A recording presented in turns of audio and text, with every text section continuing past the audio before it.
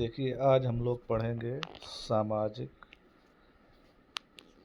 Pharmaceutical. ठीक है, मतलब सोशल फार्मेसी पढ़ेंगे। इसका अध्याय नंबर 1 है सामाजिक बेसिजिकी का परिचय। इससे बनेंगे क्वेश्चन, तो वो करेंगे हम लोग क्वेश्चन। FIP का पूर्ण रूप है, इसमें दिया गया इंटरनेशनल फार्मास्यूटिकल फेडरेशन। ठीक है। क्वेश्चन नंबर 2 है WHO ने रिक्त स्थान में स्वास्थ्य को पूर्ण शारीरिक, मानसिक और सामाजिक कल्याण की स्थिति के रूप में परिभाषित किया, न कि केवल बीमारी या दुर्बलता की अनुपस्थिति के रूप में। तो इसका सही ऑप्शन है 1948। तो मतलब क्या हुआ, WHO ने 1948 में स्वास्थ्य को पूर्ण शारीरिक, मानसिक और सामाजिक कल्याण की स्थिति के रूप में परिभाषित किया, न कि केवल बीमारी या दुर्बलता की अनुपस्थिति के रूप में। क्वेश्चन नंबर 3, भारत सरकार द्वारा रिक्त स्थान में राष्ट्रीय स्वास्थ्य कार्यक्रम घोषित किया गया था। तो भारत सरकार द्वारा 1983 में राष्ट्रीय स्वास्थ्य कार्यक्रम घोषित किया गया था। उचित उपचार प्रदान करने के लिए ग्रामीण और उपग्रामीण राष्ट्रीय स्वास्थ्य कार्यक्रम शुरू किया गया था। ठीक है, उचित उपचार प्रदान करने के लिए ग्रामीण और उपग्रामीण राष्ट्रीय स्वास्थ्य कार्यक्रम शुरू किया गया था। क्वेश्चन नंबर 5, सामाजिक स्वास्थ्य जैसा कि परिभाषित किया गया है, एक व्यक्ति के अंतर व्यक्तित्व की समुदाय के साथ भागीदारी की सीमा, मात्रा और गुणवत्ता। सामाजिक स्वास्थ्य जैसा कि परिभाषित किया गया है, एक व्यक्ति के अंतर व्यक्तित्व की मात्रा और गुणवत्ता की समुदाय के साथ भागीदारी है। क्वेश्चन नंबर 6, रिक्त स्थान को पर्यावरण संहति, व्यक्ति और आसपास की दुनिया के बीच संतुलन की स्थिति के रूप में परिभाषित किया गया है। किसको? मानसिक स्वास्थ्य। ठीक है, मानसिक स्वास्थ्य को पर्यावरण सहित व्यक्ति और आसपास की दुनिया के बीच संतुलन की स्थिति के रूप में परिभाषित किया गया। नेक्स्ट क्वेश्चन, रिक्त स्थान शरीर विज्ञान और मनोविज्ञान के बीच एक जोड़ने वाली कड़ी है। आध्यात्मिक स्वास्थ्य। ठीक है, डी नंबर। आध्यात्मिक स्वास्थ्य जो है शरीर विज्ञान और मनोविज्ञान के बीच एक जोड़ने वाली कड़ी है। WHO ने स्वास्थ्य के निर्धारकों की पहचान की है। तो स्वास्थ्य के निर्धारक कितने हैं? 12, याद रखना, 12 निर्धारकों की पहचान की है। और क्वेश्चन नंबर 9, रिक्त स्थान का परिणाम अक्सर निम्न शिक्षा स्तर के कारण होता है। कम आत्मविश्वास, अधिक तनाव और खराब स्वास्थ्य। तो ये जो रीजन होते हैं, ये सभी होते हैं निम्न शिक्षा स्तर के कारण। नेक्स्ट क्वेश्चन क्या है? 10 नंबर, और पानी की गुणवत्ता प्राकृतिक वातावरण में भौतिक कारक है जो स्वास्थ्य पर अपना प्रभाव डालते हैं। वायु। ठीक है, वायु और पानी की गुणवत्ता प्राकृतिक वातावरण की भौतिक कारक हैं जो स्वास्थ्य पर अपना प्रभाव डालते हैं। क्वेश्चन नंबर 11 क्या है? रिक्त स्थान दिया गया किसी दिए गए समुदाय में प्रतिवर्ष प्रति 1000 जनसंख्या पर होने वाली मौतों की संख्या है। क्रूड डेथ रेट कहते हैं इसको। ठीक है, C option is right. Next question, बाल मृत्यु दर दिए गए वर्ष में एक ही वर्ष के मध्य बिंदु पर एक ही आयु के वर्ग के प्रति 1000 बच्चों में वृद्ध बच्चों की मृत्यु की संख्या। तो ये हो जाएगी 1 से 4 साल। ठीक है, बच्चों की मृत्यु की संख्या। क्वेश्चन नंबर 13, रिक्त स्थान का उपयोग मृत्यु दर के आंकड़ों में सुधार के लिए किया जाता है ताकि जनसंख्या की स्वास्थ्य स्थिति का वर्णन किया जा सके। तो ये होता है मॉर्बिडिटी इंडिकेटर्स, जिसको हम लोग कहते हैं रोगता संकेतक। इसका उपयोग मृत्यु दर के आंकड़ों में सुधार के लिए किया जाता है ताकि जनसंख्या की स्वास्थ्य स्थिति का वर्णन किया जा सके। क्वेश्चन नंबर 14, संकेतक स्वास्थ्य की स्थिति को मापने के लिए सीधे तौर पर उपयोग नहीं किए जाते हैं, लेकिन स्वास्थ्य देखभाल के संकेतकों की व्याख्या करते हैं। तो ये हमारे पास ए है सामाजिक आर्थिक। सामाजिक आर्थिक संकेतक स्वास्थ्य की स्थिति को मापने के लिए सीधे तौर पर उपयोग नहीं किए जाते हैं, लेकिन स्वास्थ्य देखभाल के संकेतकों की व्याख्या करते हैं। अति लघु प्रश्न देखिए। पहला क्वेश्चन हमारे पास है कि आ जाएगा सामाजिक फार्मेसी पर टिप्पणी कीजिए। तो सामाजिक फार्मेसी को सामाजिक, वैज्ञानिक और मानवतावादी दृष्टिकोण से दवाओं की भूमिका से संबंधित अनुशासन के रूप में परिभाषित किया जा सकता है। यह सामाजिक और व्यवहार विज्ञान के सिद्धांतों पर आधारित है और इसमें स्वास्थ्य मनोविज्ञान शामिल है। सोशल फार्मेसी को सभी सामाजिक कारकों से युक्त माना जाता है जो दवा के उपयोग को प्रभावित करते हैं, जैसे कि दवा से संबंधित विश्वास, नियम, नीति, दृष्टिकोण, दवा की जानकारी, नैतिकता और व्यवहार। हालांकि कई लेखकों और शोधकर्ताओं द्वारा सामाजिक फार्मेसी की परिभाषा के लिए कई दृष्टिकोण हैं। लेखकों के एक समूह ने सामाजिक फार्मेसी के व्यापक रूप से स्वीकृत शब्द को परिभाषित करने का प्रयास किया।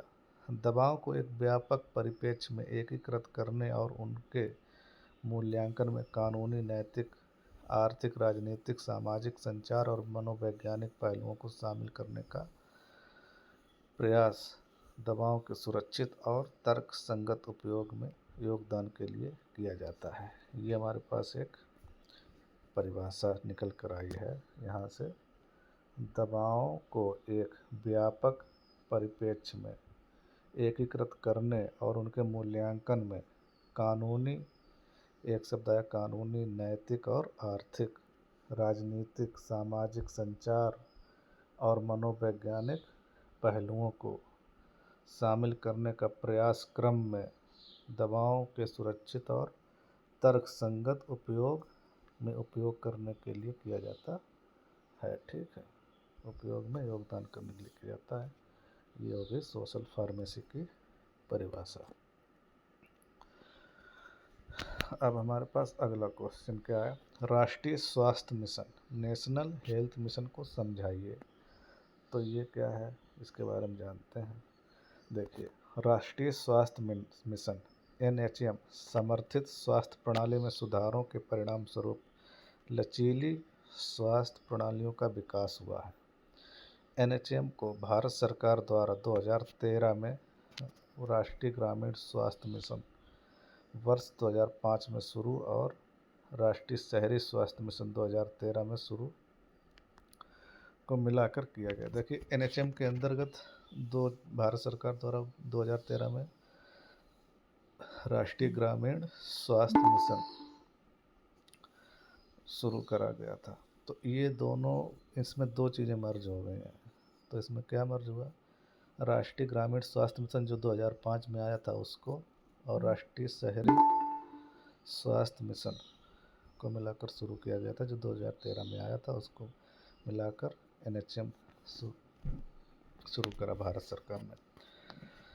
फिर क्या हुआ, मुख्य कार्यक्रम संबंधी घटकों में ग्रामीण और शहरी क्षेत्रों में प्रजनन, मातृ, नवजात, बाल और किशोर स्वास्थ्य RMNH+A CH+A तथा संचारी एवं गैर संचारी रोगों के लिए स्वास्थ्य प्रणाली को मजबूत करना है। ठीक, अगला पॉइंट क्या है, NHM न्याय संगत, सस्ती और गुणवत्तापूर्ण स्वास्थ्य की देखभाल सेवाओं तक सार्वभौमिक पहुंच की परिकल्पना करता है जो लोगों की ज़रूरतों के प्रति जवाबदेह और उत्तरदायी है।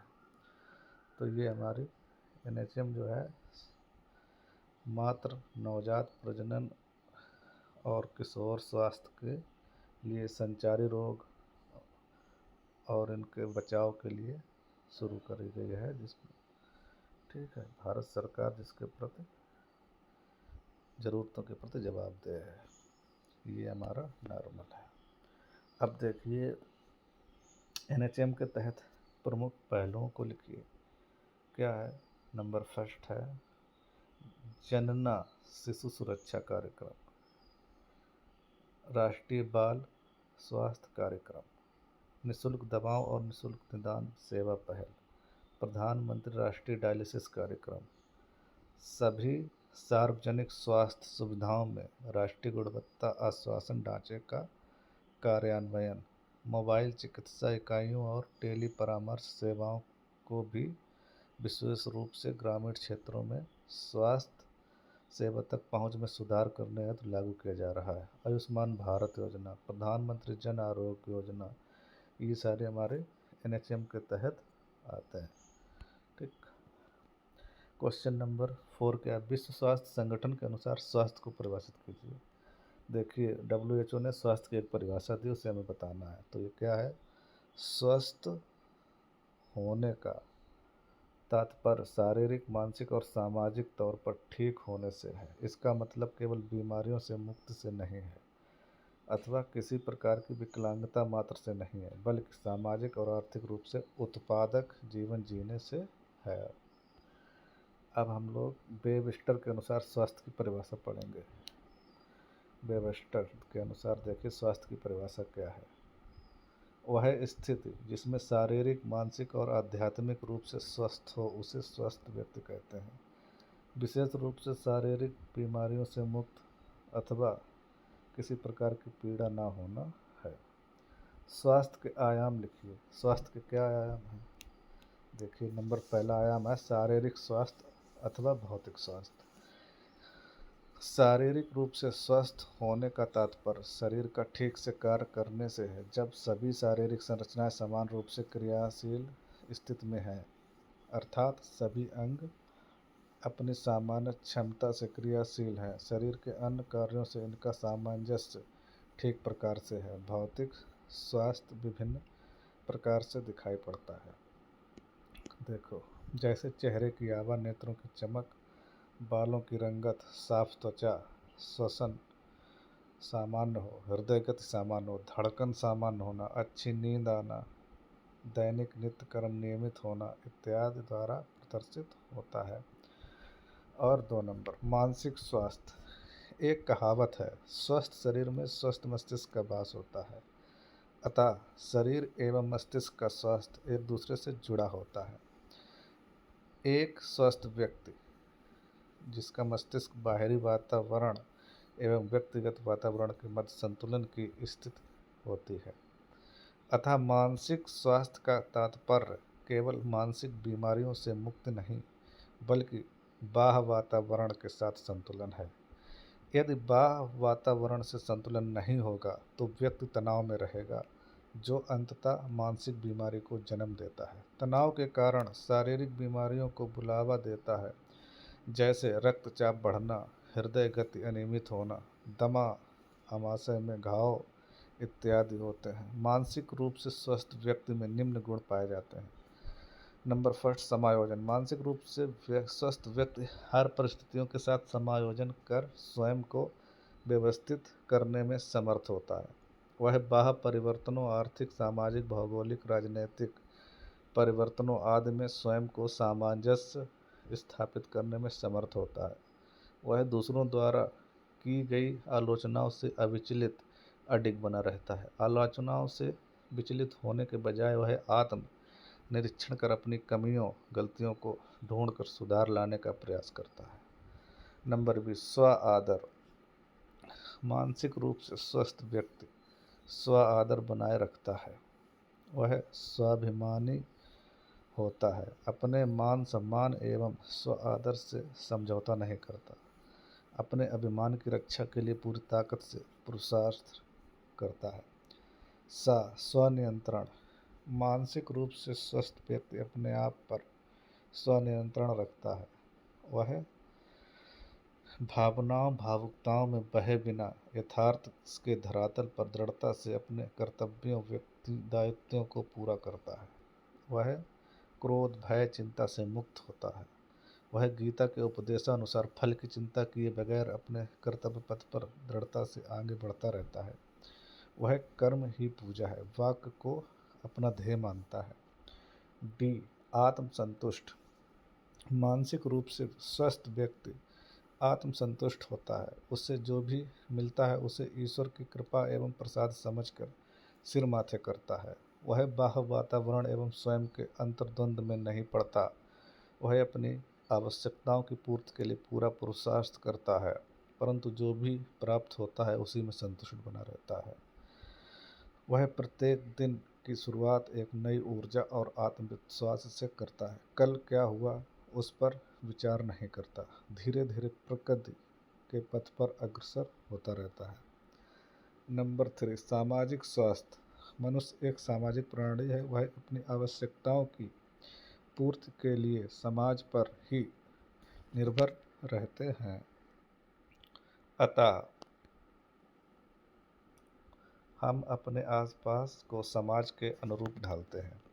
व्यक्ति समाज में सामंजस्य स्थापित करते हुए वसुधैव कुटुंबकम की भावना के साथ समाज के दुख सुख में सम्मिलित रहता है। वह समाज द्वारा सम्मानित प्रतिष्ठित भी किया जाता है। वह अपने कर्तव्यों एवं दायित्वों का पालन करता है तथा समाज की भलाई के कामों में बढ़ चढ़कर भाग लेता है। विभिन्न प्रकार के सामाजिक कार्यों उत्सवों इत्यादि में समाज के साथ सहभागी बनता है। वह आपसी समाज में आपसी भाईचारा मैत्री सौहार्द और भाईचारा बढ़ाने में अपना योगदान देता है। धार्मिक स्वास्थ्य। हर व्यक्ति अपने सामाजिक परिवेश के अनुरूप अपनी जातिगत धर्मगत रीति रिवाजों मान्यता के अनुरूप एक निश्चित धार्मिक आस्था उत्पन्न करता है। बीमारी की स्थिति में मरीज को उपचार के साथ उसकी धार्मिक आस्था के अनुरूप इलाज देने से त्वरित निदान पाया जा सकता है। ऐसा उपचार एक मनोवैज्ञानिक उपचार है। आधुनिक खोजों ने यह साबित किया है कि धार्मिक आस्था के अनुरूप चिकित्सा देने से त्वरित निदान होता है। भारतीय परंपरा में मोक्ष की प्राप्ति के लिए योग प्राणायाम ध्यान पर जोर दिया जाता है। इन क्रियाकलापों से बहुत से असाध्य रोगों का उपचार संभव है। सतत विकास। अगला क्वेश्चन है, सतत विकास लक्ष्य से आप क्या समझते हैं? चलिए पढ़ते हैं। सतत विकास लक्ष्य सस्टेनेबल डेवलपमेंट गोल्स। पर्यावरण तथा विकास पर विश्व आयोग 1983 के अंतर्गत वर्ल्ड लैंड कमीशन द्वारा जारी रिपोर्ट 1987 के अनुसार आने वाली पीढ़ी की अपनी आवश्यकताओं को पूरा करने की क्षमता से समझौता किए बिना वर्तमान पीढ़ी की आवश्यकताओं को पूरा करने हेतु विकास ही सतत विकास है। संयुक्त राष्ट्र का एजेंडा 2030 17 विकास लक्ष्य हैं। देखिए, गरीब के सभी रूपों की पर विश्व से समाप्ति। ठीक है। भूख की समाप्ति, खाद्य सुरक्षा और बेहतर पोषण और टिकाऊ कृषि को बढ़ावा। नंबर 3 सभी आयु के लोगों में स्वास्थ्य सुरक्षा और जीवन को बढ़ावा। नंबर 4 समावेशी और न्याय संगत गुणवत्ता युक्त शिक्षा सुनिश्चित करने के साथ ही सभी को सीखने का अवसर देना। नंबर 5 लैंगिक समानता प्राप्त करने के साथ ही महिलाओं और लड़कियों को सशक्त करना। नंबर 6 सभी के लिए स्वच्छता और पानी के सतत प्रबंधन की उपलब्धता सुनिश्चित करना। और फिर क्या है अगला, सस्ती विश्वसनीय टिकाऊ और आधुनिक ऊर्जा तक पहुंच सुनिश्चित करना। 8 नंबर सभी के लिए निरंतर समावेशी और सतत आर्थिक विकास पूर्ण और उत्पादक रोजगार तथा बेहतर कार्य की बढ़ावा देना। लचीले बुनियादी ढांचे, समावेशी और सतत आर्थिक विकास पूर्ण और उत्पादक रोजगार तथा बेहतर कार्य को बढ़ावा देना। नंबर 10 होगा ये शायद, देशों के बीच और भीतर असमानता को कम करना। 11 सुरक्षित लचीले और टिकाऊ शहर और मानव बस्तियों का निर्माण करना। अगला, स्थायी खपत और उत्पादन पैटर्न को सुनिश्चित करना। नेक्स्ट, जलवायु परिवर्तन और उसके प्रभावों से निपटने के लिए तत्काल कार्यवाही करना। स्थायी सतत विकास के लिए महासागरों, समुद्री संसाधनों का संरक्षण और उपभोग, सतत उपयोग को बढ़ावा देने वाले स्थलीय पारिस्थितिकीय प्रणालियों, सुरक्षित जंगलों, भूमि क्षरण और जैव विविधता के बढ़ते नुकसान को रोकने का प्रयास करना। सतत विकास के लिए शांतिपूर्ण और समावेशी समितियों को बढ़ावा देने के साथ ही साथ सभी स्तरों पर इन्हें प्रभावी, जवाबदेहपूर्ण बनाना ताकि सभी के लिए न्याय सुनिश्चित हो सके। अगला नेक्स्ट क्या है, सतत विकास के लिए वैश्विक भागीदारी को पुनर्जीवित करने के अतिरिक्त कार्यान्वयन के साधनों को मजबूत बनाना। देखिए, ये जो हमारे पास 17 पॉइंट थे विकास लक्ष्य के, तो संयुक्त राष्ट्र का एजेंडा 2030 के अंतर्गत ये आते हैं जो हमने अभी आपको बताया। ठीक, अब क्या है, मिलेनियम डेवलपमेंट गोल्स। देखिए, ये संयुक्त राष्ट्र महासभा द्वारा 2000 में फ्रेम को स्वीकार किए गए थे, लेकिन लक्ष्यों की 1990 के स्तर पर गणना की गई। ये 2015 तक के लिए थे। इसके अंतर्गत 8 गोल और 18 टारगेट रखे गए थे। अब हमारे पास क्वेश्चन नंबर 3 क्या है, राष्ट्रीय स्वास्थ्य नीति 1983 पर प्रकाश डालिए। देखिए, जो अपने देश की राष्ट्रीय स्वास्थ्य नीति 1983 आई थी, उसके बारे में हमें बताना, नेशनल हेल्थ पॉलिसी के बारे में क्या थी पॉलिसी वो। राष्ट्रीय स्वास्थ्य नीति 1983 ने उन नीतियों का सामान्य विवरण दिया जिन्हें स्वास्थ्य क्षेत्र में प्रचलित परिस्थितियों में सिफारिश की आवश्यकता थी।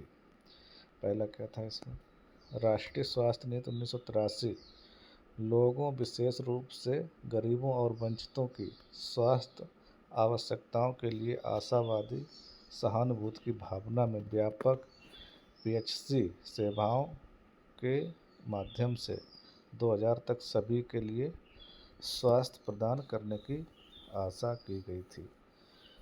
अब देखिए दूसरा पॉइंट क्या है, राष्ट्रीय स्वास्थ्य नीति 1983 के उद्देश्य क्या थे। विस्तार और स्वास्थ्य शिक्षा से जुड़े व्यापक प्राथमिक स्वास्थ्य देखभाल सेवाओं का एक अच्छी तरह से फैला हुआ नेटवर्क स्थापित करने के लिए एक चरणबद्ध, समयबद्ध कार्यक्रम जमीनी वास्तविकता के संदर्भ में तैयार किया गया है। लोगों को प्राथमिक स्वास्थ्य समस्याओं का समाधान किया जा सकता है। सेकंड, उचित ज्ञान, सरल कौशल और उपेक्षित प्रौद्योगिकियों वाले स्वास्थ्य स्वयंसेवकों के माध्यम से मध्यस्थता। थर्ड, यह सुनिश्चित करने के लिए एक अच्छी तरह से तैयार रेफरल प्रणाली की स्थापना की। पदानुक्रम उच्च स्तर पर रोगी भार उन लोगों द्वारा अनावश्यक रूप से बोझ नहीं है जिनका इलाज विकेंद्रीकृत स्तर पर किया जा सकता है। नंबर 4 क्या है, समान रूप से फैली विशेषता और सुपर स्पेशलिटी सेवाओं का एक एकीकृत नेटवर्क। भुगतान कर सकने वाले रोगियों के लिए निजी निवेश के माध्यम से ऐसी सुविधाओं को प्रोत्साहित करना ताकि सरकार की सुविधाओं का लाभ मुफ्त उपयोग के हकदार लोगों तक ही सीमित रहे। तो ये हमारे पास 1983 की नीति थी। अब दीर्घ क्वेश्चन में क्या आएगा, राष्ट्रीय स्वास्थ्य नीति नेशनल हेल्थ पॉलिसी को विस्तार से समझाना है और 2017 जो पॉलिसी आई थी उसको भी बताना है। राष्ट्रीय स्वास्थ्य नीति, देखिए, केंद्रीय मंत्रिमंडल के राष्ट्रीय स्वास्थ्य नीति 2017 को अनुमोदित किया गया था। यह स्वास्थ्य क्षेत्र में बहुत बड़ी उपलब्धि है। विदित हो कि पिछली राष्ट्रीय स्वास्थ्य नीति 2002 में बनाई गई थी। इस प्रकार यह नीति बदलते सामाजिक, आर्थिक, प्रौद्योगिकी और महामारी विज्ञान परिदृश्य में मौजूदा और उभरती चुनौतियों से निपटने के लिए 15 साल के अंतराल के बाद अस्तित्व में आई। राष्ट्रीय स्वास्थ्य नीति 2017 की मुख्य विशेषताएं। राष्ट्रीय स्वास्थ्य नीति 2017 में मुख्य सभी आयामों स्वास्थ्य के क्षेत्र में निवेश, स्वास्थ्य देखभाल सेवाओं का प्रबंधन और वित्त पोषण करने, विभिन्न क्षेत्रीय कार्यवाही के जरिए रोगों को रोकथाम और अच्छे स्वास्थ्य को बढ़ावा देने, चिकित्सा प्रौद्योगिकियों उपलब्ध कराने और मानव संसाधन का विकास करने, चिकित्सा बहुलवाद को प्रोत्साहित करने, बेहतर स्वास्थ्य के लिए अपेक्षित ज्ञान आधार बनाने, वित्तीय कार्यनीतियाँ बनाने और स्वास्थ्य के विनिमय और उत्तरोत्तर आश्वासन के संबंध में स्वास्थ्य प्रणालियों को आकार देने पर विचार करते हुए प्राथमिकताओं का चयन किया गया। इस नीति का उद्देश्य सभी लोगों, विशेषकर अल्पसेवित और उपेक्षित लोगों को सुनिश्चित देखभाल उपलब्ध कराना है। राष्ट्रीय स्वास्थ्य नीति 2017 में रोकथाम और स्वास्थ्य संवर्धन पर बल देते हुए रुग्णता देखभाल की बजाय आरोग्यता पर ध्यान केंद्रित करने की अपेक्षा की गई है। हालांकि नीति में जन स्वास्थ्य प्रणालियों की दशा बदलने तथा उसे सुदृढ़ करने की मांग की गई है।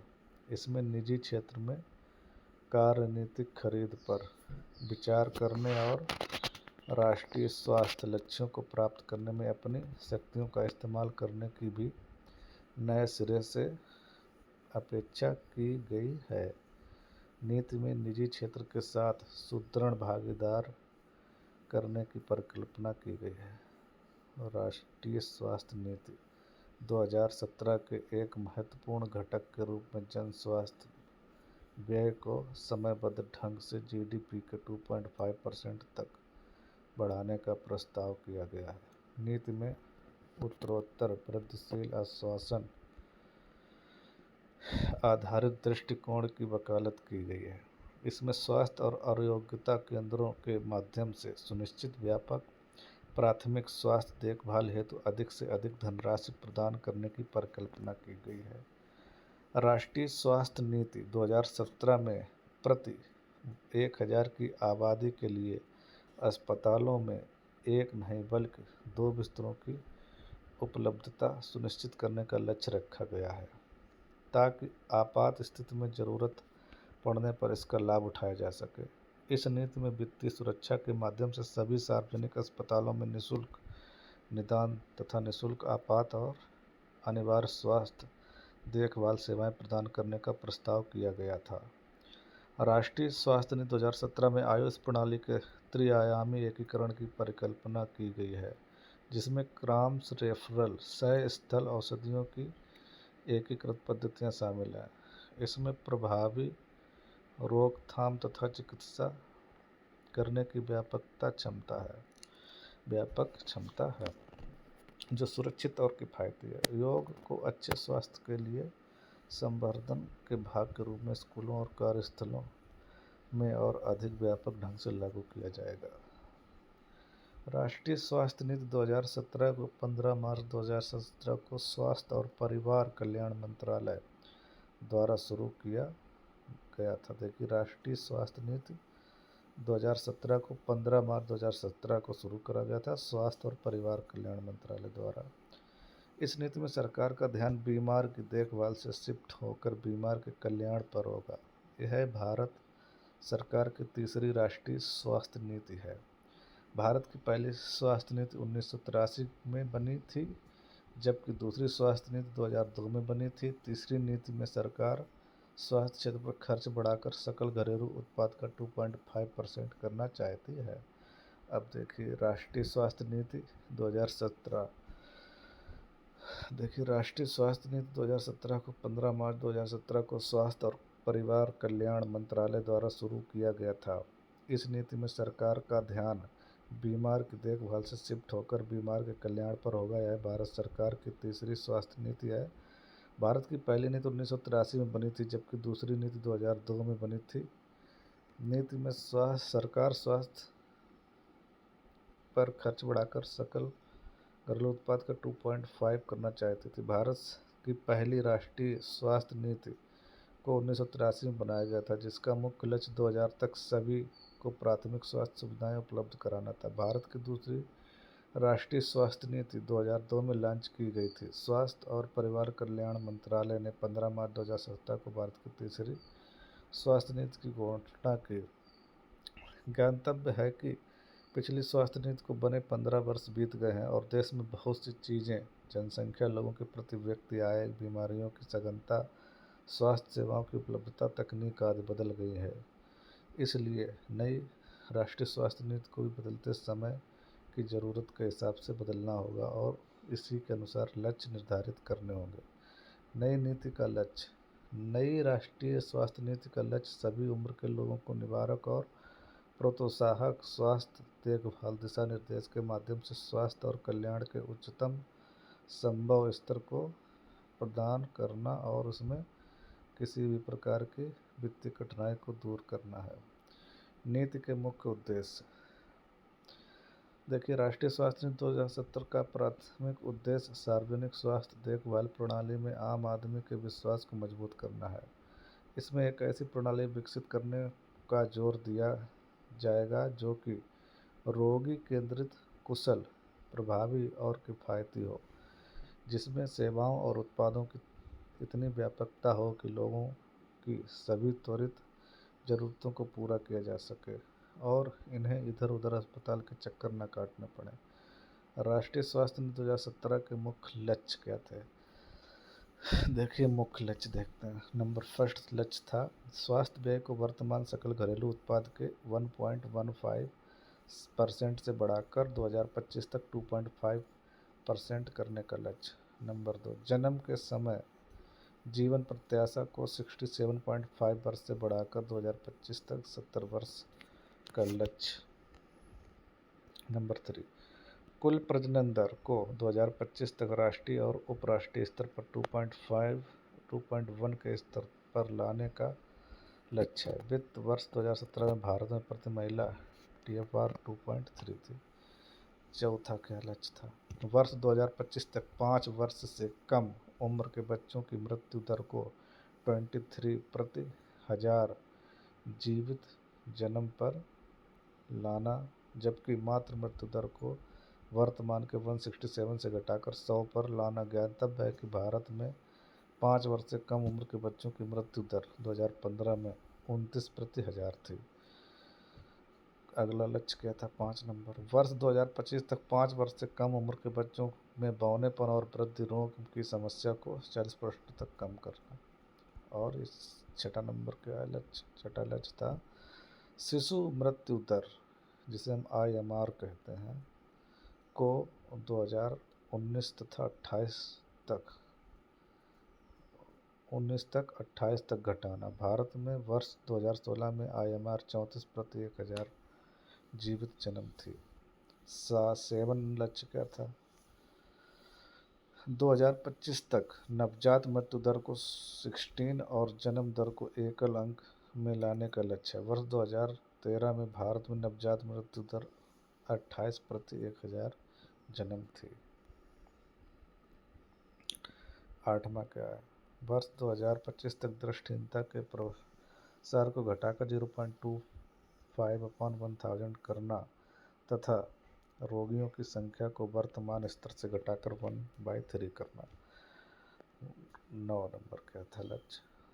2018 तक कुष्ठ रोग, वर्ष 2017 तक काला बाजार में काला जार और 2017 तक लिम्फेटिक फाइलियासिस का उन्मूलन करना तथा इस स्थिति को बनाए रखना। 10 नंबर क्या था? वर्ष 2025 तक हृदय रोगों, मधुमेह या पुराने श्वसन रोगों और कैंसर जैसी बीमारियों से होने वाली समय पूर्व मृत्यु दर को 25% तक कम करने का लक्ष्य है। 11, क्षय रोग, TB के नए मामलों में 85% तक कमी लाना और इस कमी दर को बनाए रखने 1925 तक क्षय रोग का उन्मूलन करना है। देखिए, 12 नंबर लक्ष्य क्या था? वर्ष 2025 तक मौजूदा स्तर से सार्वजनिक स्वास्थ्य सुविधाओं का उपयोग 50% बढ़ाने का लक्ष्य निर्धारित है। 13 नंबर लक्ष्य क्या था? वर्ष 2025 तक 1 वर्ष की उम्र के 90% बच्चों का पूरी तरह से टीकाकरण करना। और 14 नंबर क्या था? वर्ष 2025 तक 90% बच्चों का जन्म प्रशिक्षित दाइयों नर्सों के द्वारा या इनकी निगरानी में कराए जाने का लक्ष्य। 15 तंबाकू के इस्तेमाल के वर्तमान प्रभावों को 2020 तक 15% तथा 2025 तक 30% तक कम करना। 16 वर्ष 2020 तक व्यावसायिक चोट की घटनाओं में 50% कमी लाना। वर्तमान में यह दर कृषि क्षेत्र में 334 प्रति लाख श्रमिक है। 17 नंबर का वर्ष 2020 तक राज्यों को अपने बजट का 8% स्वास्थ्य सेवाओं पर खर्च करना होगा। 18 नंबर के वर्ष 2025 तक परिवारों के स्वास्थ्य व्यय में वर्तमान स्तर से 25% तक की कमी लाना। उपरोक्त बिंदुओं को पढ़ने के बाद यह निष्कर्ष निकाला जा सकता है कि राष्ट्रीय स्वास्थ्य नीति 2017 का मुख्य ध्यान देश में स्वास्थ्य रेखा प्रणाली के समग्र विकास को बढ़ावा देना है। सरकार देश के स्वास्थ्य संस्थानों में कुशल डॉक्टरों, पर्याप्त दवाओं और आम लोगों के विकास को बढ़ाना चाहती है। आशा है कि नई राष्ट्रीय स्वास्थ्य नीति 2017 देश की स्वास्थ्य प्रणाली की उन्नति में एक मील का पत्थर साबित होगी। अब देखिए लॉन्ग में दूसरा क्वेश्चन क्या है? इंटरनेशनल फार्मास्यूटिकल फेडरेशन, जिसे हम FIP कहते हैं। देखिए FIP का फुल फॉर्म होता है इंटरनेशनल फार्मास्यूटिकल फेडरेशन, याद रखना है। देखिए इंटरनेशनल फार्मास्यूटिकल फेडरेशन 4 मिलियन से अधिक फार्मासिस्ट और फार्मास्यूटिकल वैज्ञानिकों का प्रतिनिधित्व करने वाला वैश्विक निकाय है। हम दुनिया की स्वास्थ्य देखभाल की ज़रूरतों को पूरा करने के लिए काम करते हैं। FIP एक गैर सरकारी संगठन है जो 1948 में विश्व स्वास्थ्य संगठन के साथ आधिकारिक संबंधों में है। इस अंतर्राष्ट्रीय फार्मास्यूटिकल फेडरेशन का परीक्षण 1948 में विश्व स्वास्थ्य संगठन के साथ आधिकारिक संबंध में रहा। इस प्रकार FIP के अंतर्गत विकास को विकसित करने वाली पहल का विस्तार करने के लिए FIP ने वर्षों से WHO के साथ अपनी साझेदारी से काफ़ी प्रगति की है। लक्ष्य बेहतर भलाई और स्वास्थ्य। FIP के वैश्विक स्वास्थ्य एजेंडा में फार्मासिस्टों और फार्मास्यूटिकल वैज्ञानिकों की भूमिका की वकालत करने के लिए एक अद्वितीय स्थिति में है। WHO एक अंतर सरकारी एजेंसी है जो अंतर्राष्ट्रीय सरकारी एजेंसी है। अंतर्राष्ट्रीय स्वास्थ्य मामलों का निर्देशन और समन्वय करती है और संयुक्त राष्ट्र परिवार से संबंधित है। इसकी स्थापना 1948 में हुई थी। WHO वैश्विक स्तर पर जिनेवा, स्विट्जरलैंड में अपने मुख्यालय के माध्यम से क्षेत्रीय स्तर पर अपने क्षेत्रीय कार्यालयों और राष्ट्रीय स्तर पर WHO के देश के कार्यालयों के माध्यम से कार्य करता है। WHO के निर्माण के बाद FIP ने WHO के साथ आधिकारिक संबंधों में गैर सरकारी संगठनों की स्थिति निर्धारण की है। इसलिए FIP WHO के शासी निकायों की बैठकों में बोल सकता है। WHO का सर्वोच्च शासी निकाय विश्व स्वास्थ्य सभा WHO है। सदस्य राज्यों की आम सभा, जिसका प्रतिनिधित्व उनके स्वास्थ्य मंत्री या अन्य अधिकारी करते हैं। यह प्रत्येक मई में आयोजित किया जाता है। इसी तरह हर साल जनवरी में FIP WHO के कार्यकारी बोर्ड में बोलता है। इसमें WHO द्वारा चुने गए 34 देश शामिल हैं। इंटरनेशनल फार्मास्यूटिकल फेडरेशन विश्व स्वास्थ्य संगठन के साथ आधिकारिक संबंधों में रहा है। WHO के साथ तकनीकी कार्य, हस्तक्षेप और संयुक्त प्रकाशन। FIP WHO के तकनीक कार्यों में सक्रिय भाग लेता है। FIP दुनिया भर में अपने सदस्यों, फार्मासिस्टों और फार्मास्यूटिकल वैज्ञानिकों के संगठनों की प्राथमिकताओं का प्रतिनिधित्व करता है और सही जगहों पर उनकी पूरी क्षमता का उपयोग करने की दिशा में काम करता है। उदाहरण के लिए फार्मास्यूटिकल तैयारियों के विनिर्देशों पर WHO विशेष समिति में FIP अंतर्राष्ट्रीय मानकों के रूप में अपनाए गए गुणवत्ता आश्वासन से संबंधित बड़ी संख्या में दिशा निर्देशों की समीक्षा में तकनीक विशेषज्ञता के साथ योगदान देता है। विश्व स्वास्थ्य सभा WHO बोर्ड की बैठकों के दौरान FIP एजेंडा के विभिन्न बिंदुओं पर हस्तक्षेप करता है। FIP WHO प्रकाशन WHO के साथ FIP ने बच्चों के लिए विशेष तैयारी और अच्छे फार्मेसी अभ्यास सहित विषयों पर संयुक्त प्रकाशन तैयार किए गए हैं। अधिक संयुक्त प्रकाशन रोगी सुरक्षा के बारे में सीखने में सुधार के लिए शिक्षण अवधारणाओं पर FIP और WHO के सहयोग से बहुपेशेवर रोगी सुरक्षा गाइड का निर्माण हुआ, जहां FIP को प्रस्तावना लिखने के लिए आमंत्रित किया गया था। अब क्वेश्चन नंबर 3 है मेरे पास। स्वास्थ्य के निर्धारक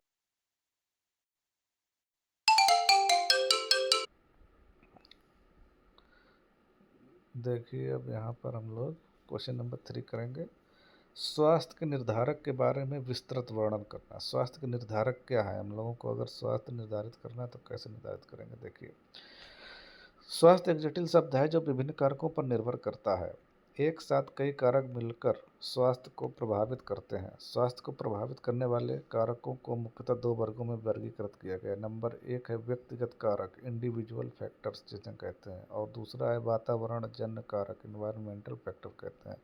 देखिए, व्यक्तिगत कारक क्या होते हैं? हमारा स्वास्थ्य हमारे व्यक्तिगत कारकों पर निर्भर करता है। व्यक्तिगत कारकों को 2 भागों में वर्गीकृत किया गया, आनुवंशिक कारक और जीवन शैली। आनुवंशिक कारक क्या होते हैं?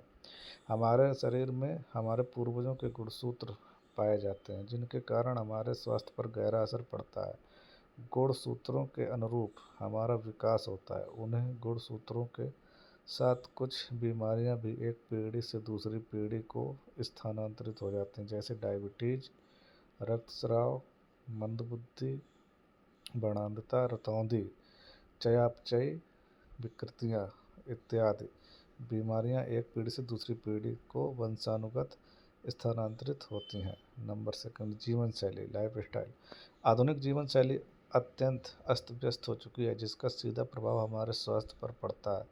हमारा जीवन आरामदेह हो तथा अपने मनमर्जी के खान पान एवं रहन सहन तथा अंधानुकरण ने जीवन को अस्त व्यस्त कर रखा है। हमारी जीवन शैली हमें तमाम बीमारियों का सौगात दे जाती है। एक दूसरे की देखा देखी तमाम आदतें भी हम सीख लेते हैं, जो अंततः हमारे स्वास्थ्य के लिए हानिकारक होती हैं, जैसे भोजन की आदतें, तंबाकू सेवन, मदिरापान, मादक औषधियों का सेवन इत्यादि हम अपने आसपास के वातावरण, दोस्तों व रिश्तेदारों से सीख लेते हैं।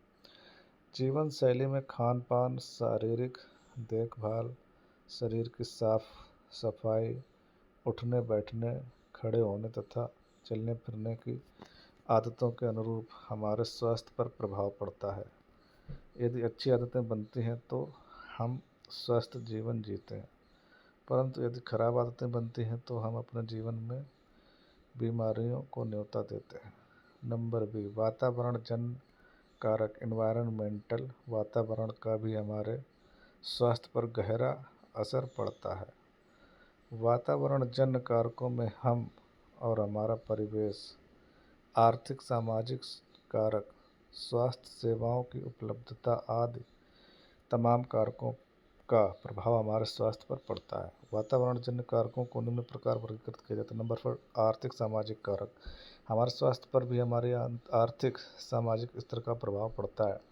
विकसित समाज में जहाँ आर्थिक स्तर ठीक होता है तथा समाज उन्नत होता है, वहाँ स्वास्थ्य से संबंधित समस्याएं कम होती हैं, परंतु न्यून आर्थिक सामाजिक स्तर वाले समाज में स्वास्थ्य से संबंधित समस्याएं ज़्यादा होती हैं। यह कारक निम्न उपकारकों में विभक्त किया जा सकता है। नंबर का आर्थिक स्थिति किसी भी देश व समाज की आर्थिक स्थिति का आकलन प्रति व्यक्ति आय द्वारा व्यक्त किया जाता है। जिस समाज में आर्थिक स्थिति अच्छी होती है वहाँ मृत्यु दर कम होती है। जहाँ आर्थिक स्थिति अच्छी नहीं होती है वहाँ मृत्यु दर ज़्यादा होती है। आर्थिक स्थिति वाले लोग अपने स्वास्थ्य से संबंधित समस्याओं पर ज़्यादा ध्यान देते हैं, जबकि गरीब लोगों में अपने स्वास्थ्य संबंधित समस्याएं देखने एवं समाधान करने की स्थिति नहीं होती है। सुदृढ़ आर्थिक स्थिति वालों की क्रय शक्ति ठीक होती है, जिससे जीवन स्तर एवं रहन सहन उन्नत होता है। फलतः बीमारियां कम होती हैं, पर आजकल एक विपरीत स्थिति भी उत्पन्न हो गई है। आर्थिक स्थिति सुदृढ़ होने वाले लोगों में मोटापा, हृदय रोग, मधुमेह इत्यादि बीमारियां आजकल बढ़ गई हैं। इन बीमारियों का मुख्य कारण शारीरिक श्रम की कमी, पैदल ना चलना, सदैव आराम में रहना, उच्च ऊर्जा युक्त भोजन इत्यादि के साथ फास्ट फूड के बढ़ते प्रचलन ने हमारी जीवन शैली बदल दी है, जिनके कारण इस प्रकार की बीमारियां होने लगी हैं। ठीक है। स्वस्थ रहने के लिए हमें नियमित दिनचर्या बनाना चाहिए और प्रातः जल्दी उठकर नित्य कर्म से निवृत्त होकर प्रातः भ्रमण, व्यायाम, योग इत्यादि के पश्चात ध्यान करना चाहिए। अल्कोहल एवं मादक पदार्थों के सेवन से बचना चाहिए। शिक्षा क्या है? शिक्षा का प्रभाव भी हमारे स्वास्थ्य पर पड़ता है। महिलाओं की शिक्षा से असर और बढ़ जाता है। शिक्षित परिवार के लोग आर्थिक रूप से कमज़ोर होते हुए भी स्वास्थ्य के प्रति सचेत रहते हैं। जानकारी एवं सूचनाओं का भरपूर लाभ लेकर स्वस्थ रहते हैं। रोजगार प्राप्त व्यक्ति उत्पादक जीवन जीता है तथा चिंता मुक्त रहता है। रोजगार व्यक्ति को जीवन यापन के साधन न होने से सदैव चिंता बनी रहती है, अतः चिंता के कारण उसका स्वास्थ्य भी खराब होने लगता है। और अगला है राजनैतिक इच्छा शक्ति। देश के सत्ता संचालक तथा सत्ता के शीर्ष पर बैठे लोगों की इच्छा शक्ति का प्रभाव देश के हर आयु वर्ग के लोगों पर पड़ता है। जिस सत्ता नियंत्रक व्यक्ति की इच्छा शक्ति अच्छी होगी वह अपने देश में स्वास्थ्य सेवाओं को सुदृढ़ कर आम जनता को उचित सेवाएं देकर स्वस्थ बनाने का कार्य करेगा। अन्यथा यह सोचकर छोड़ दिया जाता है कि स्वास्थ्य पर व्यक्तिगत कारक है। देखिए, वायुमंडलीय कारक भी होते हैं। वायुमंडलीय परिवर्तन का भी हमारे स्वास्थ्य पर प्रभाव पड़ता है। अक्सर हम देखते हैं कि ऋतु परिवर्तन होने पर अधिसंख्य लोग सर्दी, जुकाम, बुखार से पीड़ित हो जाते हैं। इसी प्रकार ठंडे प्रदेश में रहने वाले लोग एक साथ गर्म प्रदेश में पहुंचकर बीमार हो जाते हैं। तो वातावरण हमारे स्वास्थ्य पर प्रभाव डालता है और वातावरण को दो भागों में व्यक्त किया गया है, बाह्य वातावरण, आंतरिक वातावरण। बाह्य वातावरण तात्पर्य है जिसमें हम जीवन यापन कर रहे हैं। हवा, पानी, मिट्टी, मौसम इत्यादि से ये सभी भौतिक कारक हमारे स्वास्थ्य को प्रभावित करते हैं। जैविक कारक जीव जंतु, जीवाणु, विषाणु, पशु पक्षी, पेड़ पौधे, कीड़े मकोड़े इत्यादि जीव जैविक कारक हैं जिनका प्रभाव प्रत्यक्ष या परोक्ष रूप से हमारे स्वास्थ्य पर पड़ता है। मनोवैज्ञानिक कारक, इसके अंतर्गत धर्म, कर्म, रीति रिवाज, सामाजिक प्रथाएं, सभ्यता एवं संस्कृति इत्यादि का प्रभाव भी हमारे स्वास्थ्य पर पड़ता है। अब देखिए, आंतरिक वातावरण में क्या है? बाह्य वातावरण के साथ हमारा आंतरिक वातावरण भी हमारे स्वास्थ्य पर प्रभाव डालता है। हमारे आंतरिक वातावरण में हमारे शरीर के अंदर का वातावरण होता है। आंतरिक वातावरण ठीक रहने के लिए सबसे पहले नियमित और नियंत्रित दिनचर्या बनानी चाहिए। समय पर भोजन, भजन, व्यायाम और सोना एवं जागना चाहिए। आहार विहार पर नियंत्रण रखना चाहिए। स्वास्थ्य सेवाओं की उपलब्धता, उनका उपयोग सभी नागरिकों के लिए सदैव उपलब्ध होने चाहिए। स्वास्थ्य हर नागरिक का मौलिक अधिकार है, अतः स्वास्थ्य प्राप्त करने के लिए स्वास्थ्य सेवाओं की उपलब्धता इस प्रकार होनी चाहिए कि सभी स्तर के नागरिक इसका उपयोग कर सकें। अन्न कारक, देखिए अन्न कारक क्या है? ग्रामीण विकास, भोजन व्यवस्था, समाज कल्याण, अन्न कार्यक्रम। अब देखिए, हमारा वीडियो बड़ा हो रहा है तो हम जो ये क्वेश्चन नंबर 4 है इसको शॉर्ट में ही कर देंगे, पॉइंट पॉइंट पढ़ा के फिर इसको बंद करते हैं। स्वास्थ्य के सूचक का वर्णन। स्वास्थ्य के सूचक क्या होता है? स्वास्थ्य एक बहुआयामी शब्द है जिसे प्रभावित करने वाले कारक बहुत हैं, अतः स्वास्थ्य के प्रदर्शक अथवा सूचक भी बहुत हैं। स्वास्थ्य सूचक से तात्पर्य स्वास्थ्य मापकों से है जिसके द्वारा स्वास्थ्य की व्यक्त की जा सकती है। यह किसी व्यक्ति का व्यक्तिगत स्वास्थ्य मापन न होकर संपूर्ण समाज का स्वास्थ्य मापन होता है, अतः इसमें एक समुदाय के स्वास्थ्य की स्थिति से दूसरे समुदाय की स्थिति की तुलना की जाती है। इस प्रकार के मापन के लिए निम्न प्रकार मदद मिलती है। स्वास्थ्य सेवाओं की आवश्यकताओं, सफलताओं, उपयोगिताओं का आकलन करने में मदद मिलती है। समाज में स्वास्थ्य सेवाओं की आवश्यकताओं का आकलन करने में सहायता मिलती है। ठीक है, ये कुछ पॉइंट हैं, उनसे क्या लाभ है। निर्देशकों के गुण होने चाहिए। स्वास्थ्य निर्देशक वैध होने चाहिए। निर्देशक संवेदनशील होने चाहिए। स्वास्थ्य निर्देशक विश्वसनीय होने चाहिए। निर्देशक विशिष्ट होने चाहिए। स्वास्थ्य सूचक के रूप में निम्न कारकों का प्रयोग करना चाहिए: मृत्यु दर सूचक, बीमारी प्रदर्शनकारी सूचक, अपंगता सूचक, पोषण स्तर सूचक, स्वास्थ्य सेवा निष्पादन सूचक और सामाजिक एवं मानसिक सूचक, जीवन स्तर सूचक, आर्थिक सामाजिक सूचक, वायुमंडलीय सूचक, अन्य सूचक। अब इनके बारे में हमें ये सारी चीज़ें पढ़ लेना। वीडियो हो गया है बड़ा, यही सारे सूचक हैं, निर्देशक हैं। ठीक है, 2 मिनट और पढ़ा दें क्या? देखिए, मृत्यु दर सूचक क्या है? मृत्यु दर किसी समाज के स्वास्थ्य स्तर को प्रदर्शित करने का सबसे विश्वसनीय सूचक होता है। प्रत्येक 1000 जनसंख्या पर कितने लोगों की प्रति वर्ष मृत्यु होती है, उसे मृत्यु दर कहते हैं। बीमारी प्रदर्शनकारी सूचक क्या है? मृत्यु दर से यह ज्ञात करना संभव नहीं है कि कितने लोग बीमार हैं, अतः यह माना जाता है कि शेष लोग स्वस्थ हैं, परंतु उनका वास्तविकता नहीं है। यथा बीमारी प्रदर्शनकारी सूचक स्तर को और अधिक परिष्कृत करता है। स्वास्थ्य को प्रदर्शित करने के लिए निम्न में से सूचकों का प्रयोग किया जाता है। नंबर फर्स्ट, ए है किसी स्थान पर विशेष पर समय विशेष में बीमारियों से ग्रस्त लोगों की संख्या। स्वास्थ्य केंद्रों पर बाहर रोगी विभाग में पंजीकृत लोगों की संख्या। चिकित्सालयों में, अस्पताल में रोगियों के रुकने की अवधि की संख्या। बीमारियों की सूचनाओं की संख्या। विद्यालय कार्यस्थलों में अनुपस्थिति की संख्या। अपंगता दर का सूचक क्या है? अपंगता दर देखिए, दिनों की संख्या जिसके दौरान क्रियाकलाप प्रतिबंधित किया जाए। बिस्तर पर पड़े रहने वाले दिनों की संख्या। कार्य दिवसों की हानि। पोषण स्तर सूचक, विद्यालय पूर्व आयु के बच्चों की ऊंचाई, वजन, छाती की मोटाई, ये सब नाप के। विद्यालय प्रवेश में बच्चों की ऊंचाई। जन्म के समय मानक से कम वजन के बच्चों की संख्या। स्वास्थ्य सेवा की उपलब्धता, निष्पादकता के आधार पर स्वास्थ्य सेवा सूचक प्रदर्शित किया जाता है। जनसंख्या, चिकित्सक का अनुपात, चिकित्सालय में उपलब्ध शस्यों का अनुपात और चिकित्सक उपचारिता का अनुपात। स्वास्थ्य केंद्र जनसंख्या अनुपात।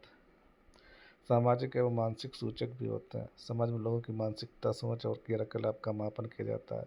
वायुमंडलीय निर्देशक भौतिक एवं जैविक कारकों वातावरण की गुणवत्ता की निर्दिष्ट करता है। आर्थिक और सामाजिक सूचक क्या है? प्रति व्यक्ति आय, निर्भरता अनुपात, परिवार का आकार, आवास, जनसंख्या वृद्धि और जीवन गुणवत्ता निर्देशन। जीवन गुणवत्ता प्रभावित करना, मापन करना कठिन है। सामान्यतः इसको शिशु मृत्यु दर, औसत आयु, साक्षरता की दर द्वारा प्रदर्शित किया जाता है। अन्य सूचक भी हैं, सामाजिक सूचक है और आधारभूत सूचक। तो ये हमारा पहला चैप्टर था, वो ख़त्म हो गया है। रासायनिक, ये हमारा सामाजिक बेसिक जीके, सोशल फार्मेसी जो है वो पहला चैप्टर लगभग पूर्ण हो चुका है और इससे यही क्वेश्चन आएंगे सब। ठीक है, और ये जो लास्ट वाला क्वेश्चन था, कौन सा? स्वास्थ्य के सूचक, ये इम्पोर्टेंट क्वेश्चन है। इसको आप लोग एक बार दोबारा देख लीजिएगा। पढ़ना चाहो तो हम इसको धीरे धीरे चलाए दे रहे हैं, पढ़ लेना इसी से। और आज का वीडियो यहीं पर हुआ लगभग समाप्त। धन्यवाद।